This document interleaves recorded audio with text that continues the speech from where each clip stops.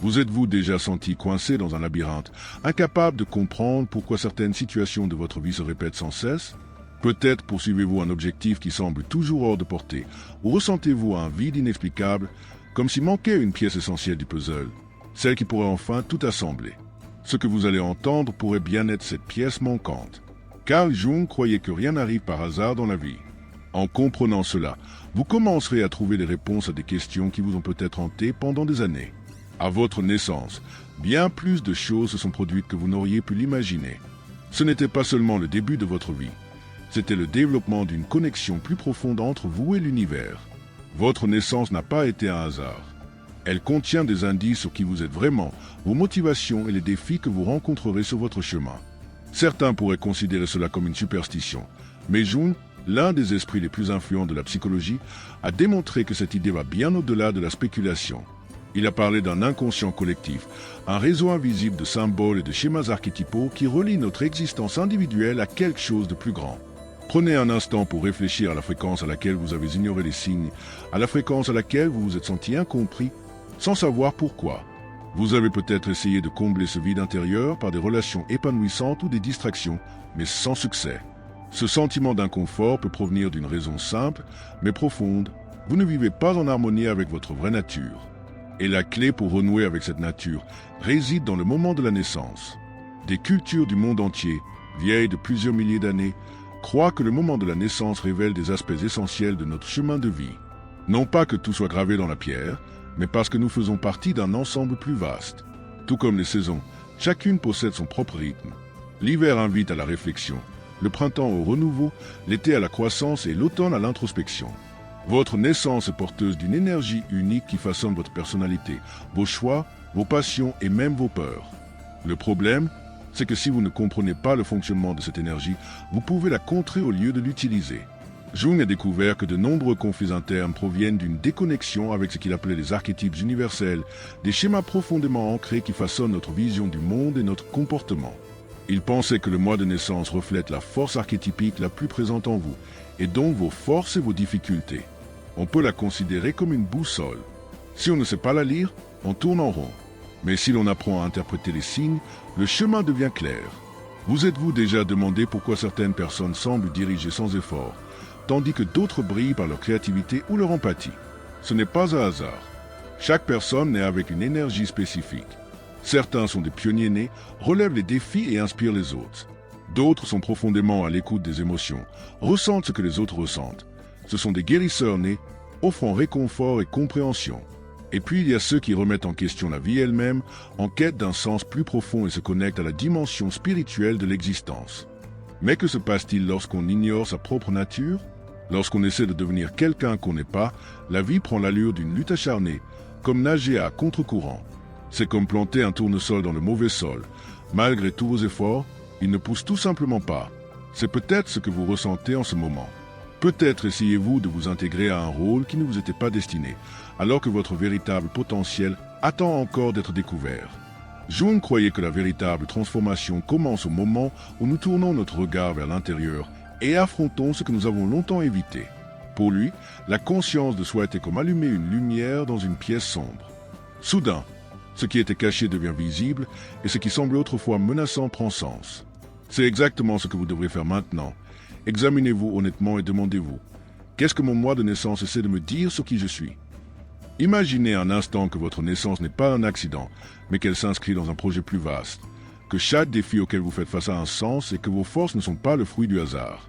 Le secret réside dans l'apprentissage de la lecture des signes et de leur utilisation pour façonner la vie que vous désirez vraiment, car tout ce dont vous avez besoin est déjà en vous. Vous n'avez simplement pas encore appris à y accéder. Depuis des siècles, de grands penseurs comme Jung ont reconnu que l'univers nous parle à travers des symboles et des schémas. Autrefois, on se tournait vers les étoiles pour trouver des réponses, mais aujourd'hui, nous pouvons les trouver en nous-mêmes. Avez-vous déjà remarqué que certaines saisons vous affectent plus profondément que d'autres? Que certains mois vous donnent une sensation de vitalité et d'énergie, tandis que d'autres semblent vous ralentir? Ce n'est pas une coïncidence, c'est l'énergie de votre naissance qui façonne subtilement votre parcours. Mais cela ne signifie pas que votre destin est gravé dans la pierre. Au contraire, Jung enseignait qu'en prenant conscience de ces schémas, nous pouvons briser les cycles répétitifs et prendre le contrôle de notre vie. Il ne s'agit pas de prédire l'avenir, mais de mieux le comprendre et d'utiliser cette compréhension pour prendre des décisions éclairées. Avant de poursuivre, posez-vous une question importante.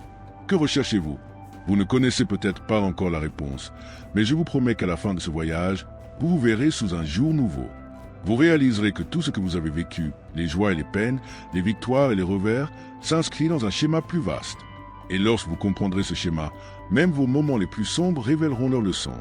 Alors, si vous avez déjà eu le sentiment que quelque chose en vous attendait d'être découvert, persévérez. Ce que vous êtes sur le point d'apprendre pourrait être la clé pour libérer votre potentiel caché. Car, comme l'a dit Jung, tant que vous ne rendrez pas l'inconscient conscient, il dirigera votre vie et vous l'appellerez destin. Il est temps de prendre les rênes. Maintenant que vous avez compris le lien, soyez prêts.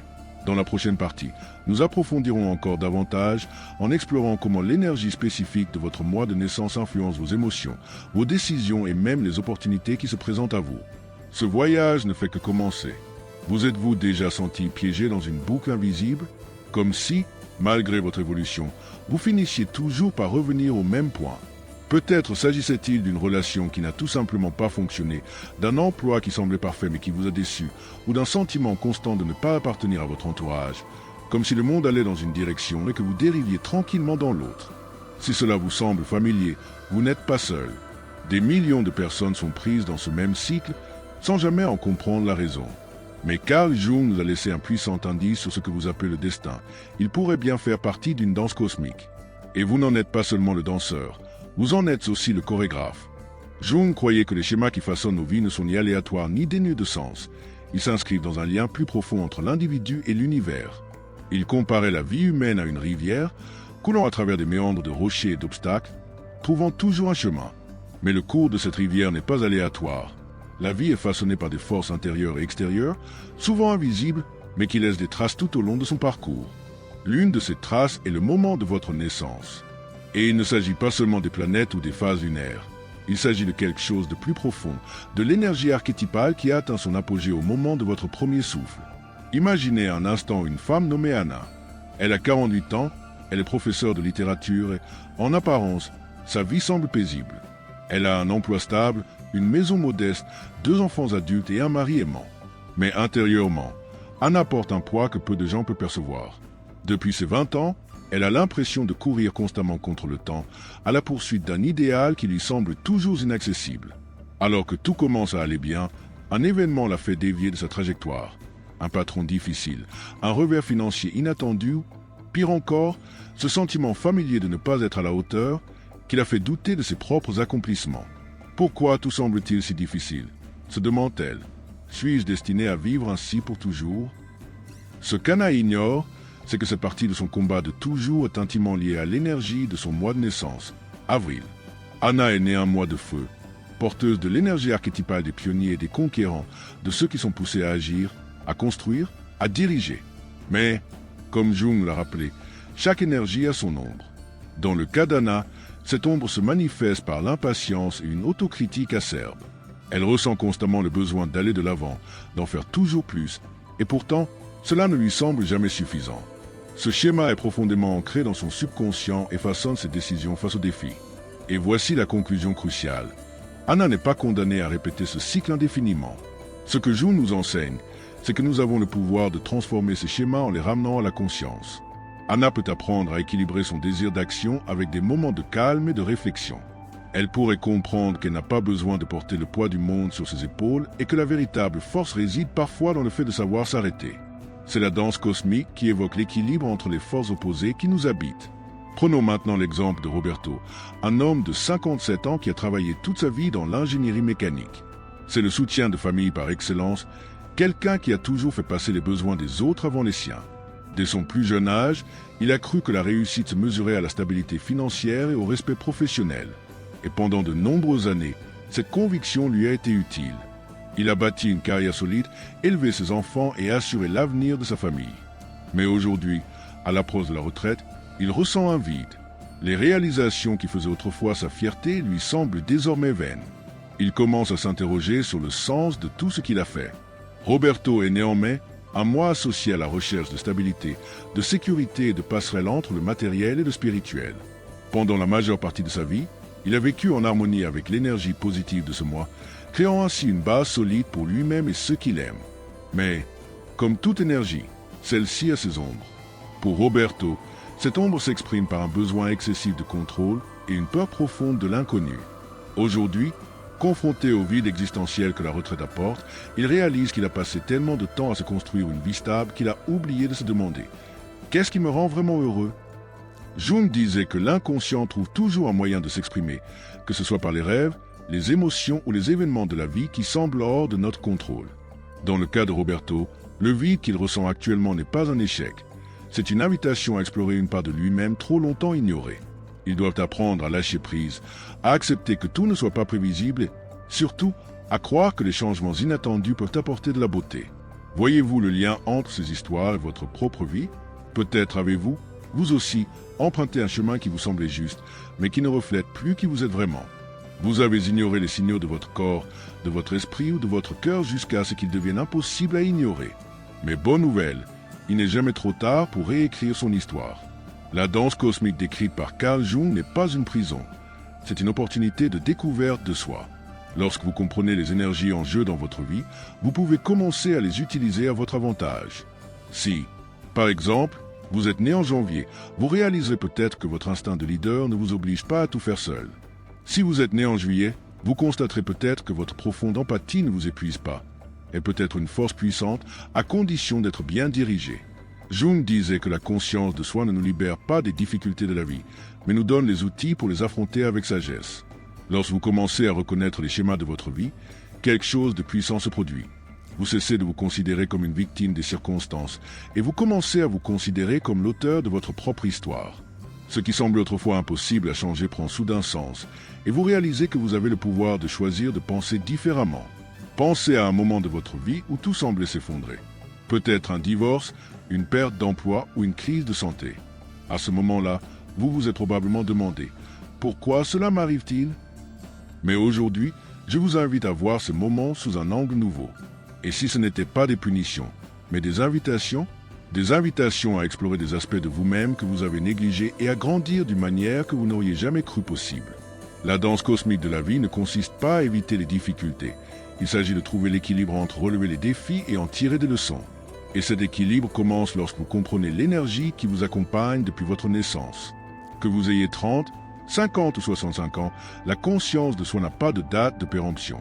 Plus vous êtes prêt à plonger profondément dans votre monde intérieur, plus vous vous rapprochez d'une vie en harmonie avec votre véritable raison d'être. Êtes-vous prêt à regarder en vous et à découvrir les énergies qui guident votre cheminement? Car dès que vous faites ce choix, la danse cosmique cesse d'être une force mystérieuse et devient votre plus grand allié. Dans la partie suivante, nous explorons comment identifier ces aspects spécifiques, ces énergies, et les utiliser pour transformer votre réalité. Après tout, comme le disait Jung, l'inconscient parle toujours à ceux qui sont prêts à l'écouter. Avez-vous déjà réfléchi à l'influence de l'environnement dans lequel vous êtes né sur la personne que vous devenez? Non seulement le lieu physique, mais aussi le temps lui-même, la saison, la météo, le silence ou le bruit de cet instant précis. Tout est devenu partie intégrante de l'histoire invisible que vous portez en vous. À votre naissance, le monde qui vous entourait était en mouvement, et chaque détail de la lumière du soleil à la brise ou à la pluie qui frappait à la fenêtre a contribué à façonner votre première impression d'existence. À cet instant, c'était bien plus qu'un événement biologique. C'était une invitation silencieuse à une expérience unique et à un profond voyage symbolique. Carl Jung croyait que l'inconscient collectif n'était pas quelque chose de mystique, mais une réalité psychologique qui relie tous les êtres humains par des symboles universels appelés archétypes. Et votre naissance a marqué le début de cette connexion. Dès votre premier souffle, c'était comme si un fil invisible se tissait entre vous et l'univers, reliant le monde extérieur à vos émotions intérieures. Ce que la plupart des gens ignorent, c'est que si nous ne comprenons pas ce lien, nous risquons de passer notre vie entière à ignorer les signes qui nous guident silencieusement vers un chemin plus épanouissant. Alors, arrêtez-vous un instant et réfléchissez. Vivez-vous la vie que vous souhaitez vraiment? Ou êtes-vous coincé dans une version de la vie façonnée par des attentes qui ne sont pas les vôtres? Ce sentiment de déconnexion pourrait bien provenir de votre ignorance des schémas qui façonnent silencieusement votre cheminement. Jung disait que lorsque nous ignorons les messages de l'inconscient, celui-ci trouve d'autres moyens de s'exprimer. Par les rêves, la maladie ou des situations récurrentes. Alors, Si vous êtes confronté aux mêmes difficultés encore et encore, ou si vous avez l'impression de lutter constamment contre quelque chose d'invisible, il est peut-être temps d'écouter ce que votre propre naissance essaie de vous dire. Prenons l'exemple de Pedro, un homme qui a cru pendant des années être sur la bonne voie. Il avait bâti une brillante carrière de cadre dans une grande entreprise, gagnant un bon salaire et étant respecté par ses pairs. Mais alors qu'il s'apprêtait à être promu directeur, un événement inattendu se produit. Il a été victime d'une crise de panique. Tout ce qu'il pensait maîtriser a commencé à s'effondrer en quelques jours. Soudain, le travail qu'il aimait autrefois lui a semblé insupportable. Sans comprendre pourquoi, Pedro s'est retrouvé au bord de l'abandon. Qu'est-ce qui a provoqué cet effondrement soudain? Pedro est né en septembre, un mois profondément lié à l'archétype du perfectionnisme et de la quête de l'ordre. Dès son enfance, on lui a appris à être responsable, à accomplir ses devoirs et à viser l'excellence dans tout ce qu'il entreprenait. Et pendant longtemps, cette énergie a joué en sa faveur. Mais le côté obscur de cet archétype, qu'il avait ignoré toute sa vie, a fini par le ronger. Pedro était si autocritique qu'il ne s'autorisait jamais à célébrer, même ses plus grandes réussites. Il trouvait toujours quelque chose qu'il aurait pu faire mieux. Cette pression constante s'est accumulée au fil du temps jusqu'à devoir être relâchée. Maintenant, pensez à votre propre vie. Combien de fois avez-vous refoulé vos émotions parce que le moment ne vous semblait pas opportun pour les gérer? Combien de fois avez-vous persévéré, même lorsque quelque chose en vous disait que quelque chose n'allait pas, simplement parce que le monde attendait de vous que vous restiez fort? Cet état d'esprit peut sembler nécessaire, mais Jung nous a averti que le refoulement ne disparaît pas. Il se cache simplement, attendant le bon moment pour refaire surface. Et, le plus souvent, ce moment survient en période de crise. Mais il n'est pas inévitable qu'il en soit ainsi. La conscience de soi peut transformer une crise en un tournant. Dans le cas de Pedro, lorsqu'il a finalement demandé de l'aide, il a compris qu'il n'était pas nécessaire d'abandonner sa carrière. Il devait simplement changer sa façon de l'aborder, apprendre à être plus bienveillant envers lui-même et à reconnaître ses réussites sans exiger la perfection. En comprenant que l'archétype du perfectionnisme a deux facettes, l'une d'excellence et l'autre d'auto-jugement paralysant, il a pu rééquilibrer son énergie. Résultat, Pedro a non seulement récupéré, mais est aussi devenu un leader plus empathique et efficace, car il a désormais compris ce que signifie reconnaître ses propres limites et celles des autres. Ce qui nous amène à une question essentielle. Quel archétype guide silencieusement votre vie? Ne sous-estimez pas le pouvoir de cette connaissance. Certaines personnes naissent avec l'énergie nécessaire pour diriger et innover, comme celles nées en janvier ou en avril. D'autres, comme celles nées en juillet, sont profondément sensibles aux émotions d'autrui, un don qui, mal géré, peut conduire à des problèmes émotionnels ou à l'épuisement professionnel. Et celle née en décembre possède souvent une énergie optimiste et expansive qui inspire les autres, mais elle peut s'égarer si elle se fie trop à la validation extérieure. Maintenant, pensez à votre mois de naissance. Comment a-t-il influencé vos décisions jusqu'à présent? Vivez-vous le côté lumineux ou le côté sombre de votre archétype? Partagez vos pensées. Peut-être, comme Pedro, avez-vous perçu des schémas dans votre vie qui n'ont pas encore été explorés. Mais n'ayez pas peur de les reconnaître, c'est la première étape pour les transformer. Jung pensait que la conscience de soi, c'est comme explorer une maison sombre avec une lampe de poche. Il faut être prêt à mettre en lumière les recoins que l'on évite habituellement. Et l'un de ces recoins pourrait être le système de croyances hérité de votre enfance. Si vous avez grandi en entendant que le succès ne compte que s'il est obtenu par la lutte et le sacrifice, vous avez peut-être intériorisé cette vérité absolue. Mais demandez-vous si c'est vraiment ce que vous souhaitez pour votre vie. C'est là que la réflexion est importante. Arrêtez-vous un instant et demandez-vous, quelles sont mes croyances que je n'ai jamais remises en question? Peut-être avez-vous toujours pensé qu'il fallait être forte en permanence. Peut-être pensez-vous ne mériter aucun repos tant que tous vos objectifs n'ont pas été atteints. Ces croyances sont souvent ancrées dans l'énergie archétypale de votre mois de naissance, mais cela ne signifie pas que vous y êtes lié pour toujours. Le véritable pouvoir de la conscience de soi réside dans la reconnaissance de ses influences et dans le choix de ce qu'il faut en faire. Imaginez ce scénario. Elena, une femme de 52 ans, a passé sa vie à croire que le véritable amour exige des sacrifices. Dans chacune de ses relations, elle a privilégié les besoins de son partenaire aux siens, ce qui a engendré un schéma récurrent de relations déséquilibrées où elle finissait par se sentir vide et insatisfaite. Elena est née en février, un mois associé à l'archétype de l'empathie et de la guérison émotionnelle. Le côté positif de cette énergie a fait d'elle une excellente écoute et une source de réconfort pour son entourage. Mais le côté obscur, négliger ses propres besoins, a érodé silencieusement son estime de soi. Ce n'est que lorsqu'Elena a pris conscience de ce schéma que sa vie a commencé à changer. Elle a appris que la véritable empathie doit commencer par soi-même et que se fixer des limites n'est pas égoïste, C'est un acte d'amour-propre, surtout de bien-être. En prenant soin d'elle, elle est devenue encore plus douée pour soutenir les autres, cette fois de manière saine.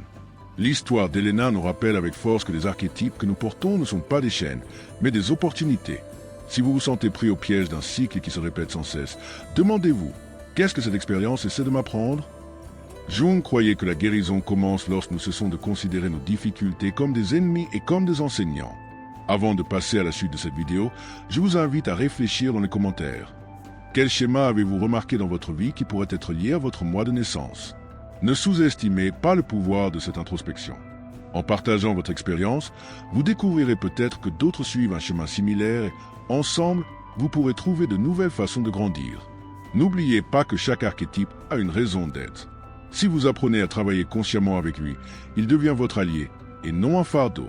Dans la prochaine partie, nous explorerons comment ces archétypes peuvent être utilisés pour apporter une véritable transformation dans votre vie et comment transformer vos zones d'ombre en source de force. Comme le disait Jung, là où est votre peur, là réside votre pouvoir. Imaginez maintenant que vous êtes assis dans un train qui roule sur ce qui semble être une ligne droite et que vous réalisez qu'il y a des détours cachés en chemin. Vous pensez avoir le contrôle, mais à chaque nouvelle station, vous vous retrouvez à des destinations que vous n'aviez jamais prévues. Cela vous rappelle quelque chose? Ce sentiment de vivre dans la routine, tout en étant attiré par quelque chose de plus grand, sur un chemin que vous n'avez jamais consciemment choisi. Si vous vous êtes déjà demandé pourquoi certains cycles se répètent sans cesse dans votre vie, dans vos relations, au travail ou même dans votre univers émotionnel, vous êtes sur le point de comprendre quelque chose de fondamental. Rien de tout cela n'est aléatoire. Jung a dit, l'inconscient n'influence pas seulement nos décisions. Il crée des schémas, et si nous les ignorons, il nous ramène toujours au même point. Mais que signifie réellement reconnaître et briser un schéma? Laissez-moi vous raconter l'histoire de Mariana, une femme de 38 ans menant une brillante carrière dans le marketing. De l'extérieur, sa vie semblait parfaite, un revenu stable, des voyages fréquents et un cercle social enviable. Mais un domaine de la vie de Mariana lui semblait être un véritable champ de mine, les relations amoureuses. Au fil des ans, elle avait vécu plusieurs relations passionnées et prometteuses qui se sont soldées par des chagrins et des désillusions. Ses partenaires lui répétaient sans cesse la même phrase « Tu es formidable, mais quelque chose ne va pas ». Avec le temps, Mariana a commencé à croire que c'était elle le problème. Mais lors d'une séance de thérapie basée sur la psychologie jungienne, elle fit une découverte inattendue. Son thérapeute lui demanda « Qu'ont en commun toutes ces relations ?» Au début, Mariana énuméra les défauts de ses partenaires. Manque d'engagement, trahison, distance émotionnelle. Mais en y regardant de plus près, elle découvrit un point gênant. Le seul dénominateur commun était une peur inconsciente du rejet. Depuis son enfance, Mariana croyait qu'il fallait être parfaite pour être aimée. Cette croyance était si profondément ancrée qu'elle était inconsciemment attirée par des partenaires qui la renforçaient, répétant le même cycle de souffrance. Ce moment de lucidité changea tout. Jung enseignait que révéler ce qui est caché dans l'inconscient nous donne le pouvoir de le transformer. Pour Mariana, cela signifiait réécrire son histoire intérieure. Elle commença à prendre conscience des moments où elle se façonnait pour être acceptée, pour la première fois, à fixer des limites claires. Résultat, au lieu de courir après l'approbation, elle commença à se demander « Qu'est-ce que je recherche dans une relation ?» En quelques mois, tout changea. Elle rencontra un partenaire qui la respectait telle qu'elle était, sans rechercher la perfection. Combien de fois vous êtes-vous senti prisonnier de schémas qui semblaient hors de votre contrôle? Il peut s'agir d'un travail qui se termine toujours par une frustration, d'une amitié qui s'effondre mystérieusement, ou d'un cycle constant de surréflexion qui vous laisse prisonnier. Ces cycles ne sont pas des coïncidences. Ce sont des signes que quelque chose en vous réclame de l'attention. Jung appelait cela le processus d'individuation, le cheminement vers l'intégration de toutes les facettes de soi, la lumière et l'ombre, pour devenir qui nous sommes vraiment. Considérez ces statistiques stupéfiantes. Selon une étude de Harvard, 80% des gens répètent inconsciemment des schémas familiers dans leurs relations amoureuses et sociales, sans même s'en rendre compte. Cela ne signifie pas qu'ils sont voués à l'échec. Cela signifie qu'ils sont bloqués dans une sorte de pilotage automatique émotionnel. Mais la bonne nouvelle, c'est que le pilotage automatique peut être désactivé. Et une fois désactivé, le véritable cheminement vers la conscience commence. L'étude a révélé quelque chose de puissant. Lorsque les gens prennent conscience de leur schéma, ils peuvent transformer leur vie, non seulement leurs relations, mais aussi leur santé mentale, leur bien-être et leur estime de soi. Maintenant, réfléchissez un instant. Le schéma que vous vivez actuellement pourrait-il être le prochain à se briser? À quand remonte la dernière fois où vous vous êtes demandé si vos choix étaient vraiment les vôtres ou simplement le reflet d'un héritage de votre environnement, de votre éducation, voire de blessures émotionnelles passées? N'hésitez pas à partager vos réflexions dans les commentaires. Vous découvrirez peut-être que d'autres personnes traversent les mêmes dilemmes que nous, car au fond, nous sommes tous connectés par ces histoires invisibles. Lorsque Jung explorait les archétypes universels, il ne le faisait pas uniquement par intérêt ou pour des raisons académiques. Il croyait que ces symboles anciens présents dans notre psyché pouvaient servir de clé pour décoder les schémas qui nous guident. L'un des archétypes les plus puissants est celui du héros, celui qui affronte les défis, les surmonte et en revient transformé. Mais voici ce que beaucoup oublient. Avant de devenir un héros, il faut d'abord reconnaître qu'il y a un obstacle à surmonter. Beaucoup d'entre nous passent leur vie à éviter les obstacles, à faire comme s'ils n'existaient pas ou à se convaincre que tout finira par s'arranger, sans jamais prendre de mesures concrètes pour changer. Mais la véritable transformation commence dès que nous cessons de nous précipiter et que nous trouvons le courage d'affronter les difficultés.